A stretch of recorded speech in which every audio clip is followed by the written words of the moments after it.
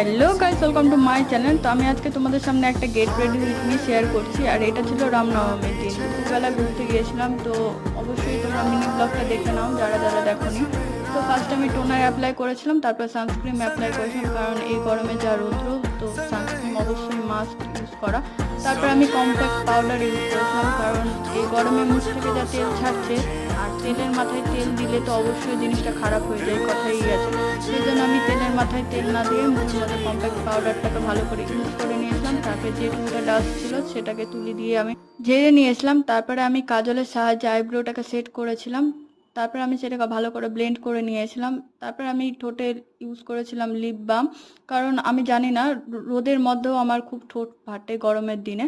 তারপরে আমি mascara use করেছিলাম। তারপরে অ্যাজ ইউজুয়াল ব্লাশার ইউজ করতে পছন্দ করি, ওই জন্য লিপস্টিক দিয়ে ব্লাশার অ্যাপ্লাই করেছিলাম। তারপরে আমি লিপস্টিক পরে নিয়েছিলাম। আর এটা আমার ফাইনাল লুক। ভালো লাগলে অবশ্যই লাইক, কমেন্ট, শেয়ার আর